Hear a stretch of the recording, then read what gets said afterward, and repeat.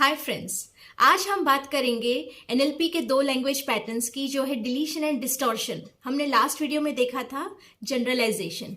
तो first start करते हैं विथ डिलीशन। डिलीशन का मतलब है कि we delete something when we communicate. जब हम बात करते हैं तो कुछ वर्ड्स या कुछ इंफॉर्मेशन अंदर से डिलीट हो रही है सबकॉन्शियसली। हम जानबूझ के नहीं कर रहे हैं, लेकिन सबकॉन्शियसली डिलीट हो रही है, और इसी वजह से जो व्यक्ति हमें सुन रहा है उसे हमारी पूरी बात समझ में नहीं आती। हमारे इंटेंशंस गलत समझे जाते हैं या फिर मिसअंडरस्टूड होते हैं, और इसी वजह से कम्युनिकेशन में प्रॉब्लम होता है। एक छोटा सा बच्चा अगर एक भी शब्द बोले, पूरा सेंटेंस भी ना बोले, फिर भी उसकी माँ पूरा मतलब समझ जाएगी। उसे पता चल जाएगा कि उसे क्या चाहिए या फिर वो क्या कहना चाहता है, क्योंकि छोटा सा बच्चा जिसे इस दुनिया में आए कुछ ही साल हुए हैं, वो जितना भी जिया है वो सारा एक्सपीरियंस उसकी माँ ने किया है। तो हम दूसरी लैंग्वेज में कह सकते हैं कि उस बच्चे के दिमाग ने जो जो एक्सपीरियंस किया है, वो मेजॉरिटी ऑफ द एक्सपीरियंस उसकी माँ को ऑलरेडी है। इसीलिए उसकी माँ को समझ में आ रहा है कि उस बच्चे के इशारों में भी क्या मैसेज है। लेकिन ये सेम बात बड़ों में नहीं हो पाती, और स्पेशली स्ट्रेंजर्स में तो ऑब्वियसली होगी ही नहीं। आप अब तक की लाइफ में आपने जो भी एक्सपीरियंस लिए हैं अपनी लाइफ से, आप उस एक्सपीरियंस को जब अपने वर्ड्स के द्वारा किसी और से बात करते हैं, तब आपका एक्सपीरियंस झलकता है। अब हर इंसान अलग अलग एक्सपीरियंस लेता है लाइफ का। ये जो लाइफ के एक्सपीरियंसेस है वो फिल्टर किए जाते हैं, मतलब कि सारी इंफॉर्मेशन दिमाग में नहीं जाती, और जितना आप फिल्टर करते हो उतना ही फिल्ट्रेशन आपके वर्ड्स में झलकता है। यानी कि अगर आपने कोई एक्सपीरियंस 50% उसकी इंफॉर्मेशन ली है कोई एक्सपीरियंस से, तो आपके शब्दों में भी वो 50% शब्द ही बाहर निकलेंगे अनकॉन्शियसली। भले ही आप कॉन्शियसली ट्राई करें कि आपके अनुभव के द्वारा आप सब कुछ बोले यूजिंग लैंग्वेज। सो डिलीशंस से सामने वाले व्यक्ति को आपका एग्जैक्ट कम्युनिकेशन का मीनिंग पता नहीं चलता। फॉर एग्जाम्पल, अगर एक पेशेंट डॉक्टर के पास जाता है, तो एज अ पेशेंट वो क्या कहेगा कि डॉक्टर, कल मुझे बुखार था, मुझे बहुत वीकनेस हो रही है। तो अब इसने बहुत ही कम शब्दों में अपना प्रॉब्लम बताया है, बहुत सारी इंफॉर्मेशन इसमें से डिलीट कर दी है। तो क्या क्या इंफॉर्मेशन डिलीट की है ये डॉक्टर को पता है, इसलिए डॉक्टर क्या पूछेगा, आपको कब बुखार आया था, कितने बजे आया था, कितना बुखार था, आपने टेम्परेचर से मेजर किया था, और पीरियडिकली कितनी बार आया था, और कहीं दर्द हो रहा है, सिर में दर्द है, पेट में दर्द है, जिसकी वजह से वीकनेस है। वो वीकनेस का रीज़न पता करने का ट्राई करेगा, किस तरह की वीकनेस है, शरीर में दर्द है या फिर सिर दर्द है या वॉमिटिंग जैसा फील हो रहा है।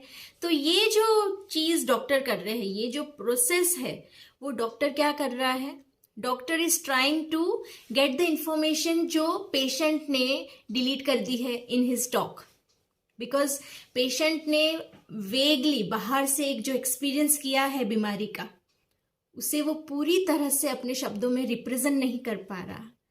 तो इसीलिए उससे क्वेश्चन पूछे जा रहे हैं ताकि पता चले कि एग्जैक्टली उसे क्या हुआ है। अगर आप ऐसा कहेंगे कि मुझे रिस्पेक्ट नहीं मिल रहा, आप इस बात से दुखी है, तो मैं आपसे पूछूंगी कि एग्जैक्टली रिस्पेक्ट तो कोई ऐसी चीज़ है नहीं जो आपको मिले और आप अपने पॉकेट में डाल दें या अपने कोई एनवेलप में डालें। क्योंकि जब आप बोल रहे हैं मुझे रिस्पेक्ट नहीं मिल रहा, तो वो कोई चीज़ नहीं है। मतलब कि मैं आपसे पूछूंगी कि आपको किन लोगों से आपको रिस्पेक्ट नहीं मिल रहा, एग्जैक्टली आपको कौन से लोगों से रिस्पेक्ट की एक्सपेक्टेशंस है, ये मुझे पता लगेगी बात। सेकंड, आपको कैसे पता चलेगा कि आपको रिस्पेक्ट मिल रहा है, तब आपको कैसे फील होगा, या फिर आपको कौन से एक्सपीरियंस से ये लगेगा कि आपको रिस्पेक्ट मिल रही है। मतलब कि अगर आप ऑफिस में एंटर होते हैं तो कोई आपको गुड मॉर्निंग विश करे, उसे आप रिस्पेक्ट कहेंगे, तब आपको लगेगा कि आपको रिस्पेक्ट मिल रही है। या फिर आप रास्ते से जा रहे हो और आपको कोई देखे तो आपके सामने स्माइल करे, तब आपको लगेगा कि हाँ भाई मुझे रिस्पेक्ट मिल रही है। और कब आपको ये महसूस होता है कि आपको रिस्पेक्ट नहीं मिल रही? तो ये क्वेश्चन से आपके दिमाग में जो एक सेंटेंस है जो जिसमें बहुत सारी इंफॉर्मेशन डिलीटेड है वो क्लियर होगा। आपको खुद क्लैरिटी मिलेगी कि भाई एग्जैक्टली मैं जो डिप्रेस्ड फील कर रहा हूँ because of lack of respect, तो एक्चुअली मेरी रिक्वायरमेंट क्या है, एक्चुअली क्या प्रॉब्लम है मेरी। ऐसी कई सारी एग्जांपल्स है डिलीशन की। जैसे कि आप अगर कहते हैं कि वो इंसान बहुत ही सक्सेसफुल है, तो मैं आपसे पूछूंगी कि किस चीज़ में वो सक्सेसफुल है, exactly at what he is successful. अगर आप कहेंगे कि ये न्यूज़ बहुत ही सैड है, तो ये न्यूज़ सैड किसके लिए है? ये नॉइस बहुत ही ज़्यादा डिस्टर्बिंग है, तो ये किसको डिस्टर्ब कर रही है ये नॉइस? या फिर कोई पेरेंट अपने बच्चों के बारे में कहते हैं कि उसने बहुत ही खराब बिहेवियर किया या फिर बहुत ही अच्छा बिहेव किया, तो किन से उस बच्चे ने अच्छा बिहेव किया? या फिर आप अगर कहते हैं कि इस चीज़ के बारे में कुछ किया नहीं जाता, अनफॉर्चुनेटली अब ये प्रॉब्लम सॉल्व नहीं हो सकती, तो मैं आपसे पूछूंगी कि अनफॉर्चुनेटली किसके लिए पहले तो, और किस तरीके से ये प्रॉब्लम सॉल्व नहीं कर सकते, और किस तरीके से ये आपको इम्पॉसिबल लगती है, राइट? तो ऐसे क्वेश्चन से आप कभी किसी से कम्युनिकेट कर रहे हैं और आपको कोई बात समझ में नहीं आ रही, तो आप क्वेश्चंस करके जो डिलीटेड इंफॉर्मेशन है उसे रिकवर कर सकते हैं, रीगेन कर सकते हैं, ताकि आपको एग्जैक्टली वो इंसान क्या कहना चाहता है वो पता चले। अगर आप ज्यूम कर लेंगे, अगर कोई इंसान डिलीशन लैंग्वेज पैटर्न यूज कर रहा है और उसने जो इंफॉर्मेशन डिलीट कर रही है वो इंफॉर्मेशन आप अपनी ओर से डालेंगे अंदर, तो हो सकती है वो गलत है, आपके अजम्पशंस गलत हो, तभी आप उसे मिसअंडरस्टैंड भी कर सकते हैं। क्योंकि कई बार मैंने ये ऑब्जर्व किया है कि फ्रेंड्स में भी जो बहुत क्लोज फ्रेंड्स नहीं होते उनमें खास ये प्रॉब्लम होती है कि एक फ्रेंड अगर कुछ शब्दों में कोई बात कहता है तो दूसरे फ्रेंड को बुरा लग जाता है, और इस हद से बुरा लग जाता है कि दोनों में फ्रेंडशिप खत्म हो जाती है। और एक को जिसने बात कही है उसे ये पता ही नहीं चलता कि भाई सामने वालों को कौन सी बात से बुरा लगा, और सामने वाले को इस बात से बुरा लगता है कि इस व्यक्ति ने गलत इंटेंशन से मुझे बात करी। एग्जैक्टली इंटेंशन तो उसने खुद अज्यूम किया है। हम किसी की बात का बुरा तभी लगाते हैं जब हम उनके इंटेंशंस को गलत मानते हैं। अगर हम ज़्यादा क्लैरिटी से क्वेश्चंस करें तब हमें कभी कभी ये पता चल जाता है कि हम जो सोच रहे थे वो है नहीं, हम जितना नेगेटिव एज्यूम कर रहे थे एक्चुअली में तो वो नेगेटिव एजम्पशंस थे ही, रॉन्ग थे। उस इंसान के मन में ऐसी कोई बात नहीं थी। कभी कभी ये भी पता चल जाता है कि सामने वाले के इंटेंशंस रॉन्ग थे, बुरे थे, ये भी पता चल जाता है जब आदमी शुगर कोटेड वर्ड्स, बहुत मीठे मीठे शब्द बोलता है लेकिन उसके पीछे इंटेंशंस उनके बुरे होते हैं। तो डिलीशन लैंग्वेज पैटर्न तभी भी वो यूज करेगा, लेकिन क्वेश्चंस प्रॉपर करने से आपको ये जरूर पता चल जाएगा कि उसके इंटेंशंस क्या है। अब तक हमने देखा कि डिलीशन से कितने कम्युनिकेशन में प्रॉब्लम होते हैं, लेकिन डिलीशन एक प्रकार से अच्छा भी है। कैसे?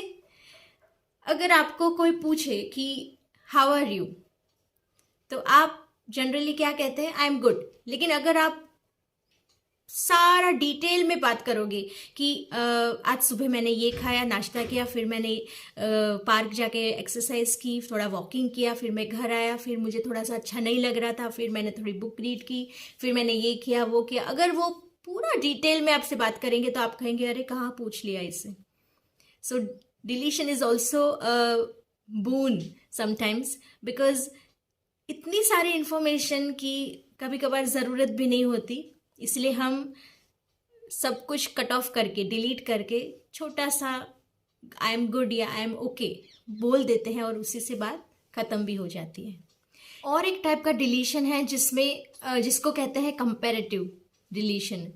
whenever you say that this dress is expensive, तो I can ask you that compared to what? कभी कभार क्या होता है, अगर कोई इंसान एक ऐसे ही कमेंट करे कि ये भाई ये बहुत महंगा है, तो लोग क्या एज्यूम करते हैं कि भाई इसको ये महंगा कह रहा है, मतलब इसके बजट के बाहर है क्या ये चीज़, मतलब कि इसका फाइनेंशियल स्टेटस इतना होगा. This is what people assume. लेकिन अगर आप प्रॉपरली उसे जानने की ट्राई करें कि वो क्या कहना चाहता है, तो आपको उसे आगे क्वेश्चन पूछना पड़ेगा कि दिस टाइज या this dress is expensive compare to what. आप किससे कंपैरिजन करके कहते हैं कि ये टाई एक्सपेंसिव है. हो सकता है उसका जवाब हो कि मैंने जो दूसरी शॉप में देखी टाई सेम ब्रांड की, उससे कंपैरिजन करके मैं कह रहा हूँ कि ये एक्सपेंसिव है ड्रेस. या फिर मैंने दूसरी या फिर कोई ऑनलाइन प्लेटफॉर्म पे किसी फ्रेंड के यहाँ या फिर कहीं भी कोई और प्लेटफॉर्म पे मैंने देखा था कि भाई इस टाइप की ड्रेस इतने रुपए में मिलती है, तो कंपेयर टू दैट ये एक पॉसिबिलिटी है. But without looking for this possibility हम अपनी ओर से एज्यूम कर लेते हैं जो सामने वाले ने बात कही ही नहीं है. जो चीज़ उसने डिलीट की है वो हम अपने एजम्पशन से पूरी कर लेते हैं. We fill the gap. Actually gap fill करना आपकी ड्यूटी है ही नहीं. So what you should do, ask questions rather than filling the gap. Next हम बात करेंगे distortion language pattern in NLP. Distortion का मतलब है कि ट्विस्टेड या फिर ट्रांसफॉर्म. एक इंसान अपने लाइफ के एक्सपीरियंस को अपने पुराने लाइफ के एक्सपीरियंस से या फिर पुराने बिलीफ से उसे फील करता है, तब वो ट्विस्टेड कंक्लूजन्स पे आ जाता है, जिसे हम कहेंगे डिस्टॉर्शन. उसको लाइफ को देखने का जो नज़रिया होता है वो डिस्टॉर्ट हो जाता है. ज़्यादातर कवि या फिर हम कहते हैं पोएट्स या आर्टिस्ट जो होते हैं वो इंफॉर्मेशन को डिस्टॉर्ट करके हमें प्रेजेंट करते हैं ताकि हमें कुछ नया लगे, कुछ क्रिएटिव नज़र आए. आप सीधी तरह से एक गरीब इंसान को देखेंगे कि हाँ भाई ये इंसान गरीब है, उसके पास फटे हुए कपड़े हैं, वो पहनने के लिए अच्छे कपड़े नहीं है, घर नहीं है. लेकिन एक आर्टिस्ट होगा, वो उसे खूबसूरती से प्रेजेंट करेगा, तो आपको वही गरीब इंसान एक सुंदर तस्वीर के अंदर कुछ अलग से दिखाई पड़ेगा. तो इस तरीके से इंफॉर्मेशन या एक्सपीरियंस को ट्विस्ट किया जाता है, तो आपके कंक्लूजन्स भी ट्विस्ट होकर बाहर आते हैं और आपकी बिलीव्स जो है वो भी कंफ्यूज्ड या ट्विस्टेड बिलीव्स बनकर रह जाते हैं. तो डिस्टॉर्शन लैंग्वेज पैटर्न को सही क्वेश्चन करने पर ही आप उसमें से बाहर निकल सकते हैं. कभी कभी क्या होता है कि लोग एक प्रोसेस को एक रिजल्ट के तौर में देखते हैं. फॉर एग्जाम्पल, अगर आपने ये डिसीजन लिया है कि आप अभी ये जॉब नहीं करेंगे, या फिर आपने ये डिसीजन लिया है कि मैं अभी ये जॉब छोड़ रही हूँ, मेरा ये फाइनल डिसीजन है that I am going to leave this job, right. लेकिन आप ये जो डिसीजन प्रोसेस है जिसमें आपने जॉब छोड़ने का फैसला लिया है, उसे आप एक कंक्लूजन की तरह देख रहे हैं, एज एन इवेंट, कि मैंने ये डिसीजन ले लिया है कि जॉब मैं अब नहीं करूँगी. एक्चुअली ये एक प्रोसेस है. You are right now in that process of not doing a job. आप जब तक कोई जॉब नहीं लेंगे या फिर शुरू करेंगे, तब तक आप उसी प्रोसेस में रहेंगे, process of not doing a job. Decision तो आपका जो लेना है वो आपके पूरे प्रोसेस से कनेक्टेड ही है, लेकिन आपने उस डिसीजन को प्रोसेस से अलग कर दिया है और आप उसे एक इवेंट मान रहे हैं. और कभी कभार लोग क्या कहते हैं कि मेरी जिंदगी में सबसे बड़ा ये हादसा था या फिर ये सबसे बड़ी मेरी भूल थी जब मैंने ये डिसीजन लिया था कि मैं अब से जॉब नहीं करूँगी. एक्चुअली वो उस डिसीजन मेकिंग को इवेंट की तरह देखते हैं और ये मानते हैं कि वो इवेंट हो गया. लेकिन अभी भी लगाम उनके हाथ में है। वो जब भी चाहे, आज इसी वक्त इसी मोमेंट वापस अपना डिसीजन चेंज कर सकते हैं, वापस से जॉब शुरू कर सकते हैं। सो दिस इज हाउ लोग अपने एक्सपीरियंस को डिस्टॉर्ट करते हैं और अपनी बिलीव्स, ओल्ड बिलीव्स को यूज करके नई एक्सपीरियंस को गलत एक्सपीरियंस बना देते हैं और अपनी पूरी लाइफ में आगे नहीं बढ़ पाते। They get stuck somewhere because they have distorted the process, the experience which they already had. So 3 language patterns हमने देखी: generalization, deletion and distortion. Life में हम जो कुछ भी एक्सपीरियंस करते हैं वो हमारे सबकॉन्शियस माइंड में जाता है, और जब भी हम कोई बात कहते हैं यूजिंग वर्ड्स, यूजिंग लैंग्वेज, तो हमारा खुद का एक्सपीरियंस वो शब्दों के द्वारा झलकता है। अगर आपने कोई एक्सपीरियंस से इंफॉर्मेशन डिलीट करके, फिल्टर करके अपने दिमाग में डाली है, तो आप फिल्टर करके ही अपने शब्दों द्वारा बाहर किसी और से बात करेंगे। अगर आपने जनरलाइज इंफॉर्मेशन लेके एक्सपीरियंस लिया है, तो आप जनरलाइज्ड वर्ड्स यूज करके ही किसी और से बात करेंगे। अगर आपने distortion language pattern, distortion experience किया है, किसी एक्सपीरियंस को डिस्टॉर्ट करके अपने माइंड में इनपुट लिया है, तो आप जब आउटपुट देते हैं using your words, using your language, तो उसमें भी डिस्टॉर्शन झलकेगा। So language is the main tool through which हम अपने खुद के एक्सपीरियंस को दूसरों से शेयर करते हैं। और इसी तरह आप सही क्वेश्चंस करके सामने वाले इंसान से सही इंफॉर्मेशन ले सकते हैं, और इसके बहुत सारे फायदे हैं कि रिलेशनशिप्स में प्रॉब्लम नहीं हो, आप दो लोगों के बीच में अनबन होती है वो आप प्रिवेंट कर सकते हैं। अगर आप काउंसलिंग करते हैं तो जो इंसान डिप्रेस्ड है उसका मेन रीज़न जान सकते हैं और उसे खुद ये महसूस करा सकते हैं कि भाई आपके डिप्रेशन का कारण कोई इवेंट या कोई हादसा नहीं है, आपके खुद की नासमझी है या खुद की मिसअंडरस्टैंडिंग है अबाउट योर ओन एक्सपीरियंस, जो उनके शब्दों से झलकता है। और जो मैं क्वेश्चंस करती हूँ जिससे कि इंफॉर्मेशन सही बाहर आए, इस क्वेश्चनिंग प्रोसेस को कहते हैं मेटा मॉडल। एनएलपी में मेटा मॉडल बहुत ही ज़्यादा इंपॉर्टेंट है, बिकॉज मेटा मॉडल ऐसा एक टूल है जिससे कि इंसान की सबकॉन्शियस माइंड में जो पैटर्न्स चल रही है उस पैटर्न्स को ब्रेक किया जाए। कभी कभार ऐसा होता है कि एक गांव में या फिर एक सिटी में कोई एक बिजनेस, कोई एक बड़ी कंपनी बंद हो गई, तो इंसान उसे पैटर्न में कन्वर्ट करके ये बात कहता है कि भाई इस पूरे शहर में सारे बिजनेस बंद हो रहे हैं, चलो ये सिटी छोड़ के जाते हैं।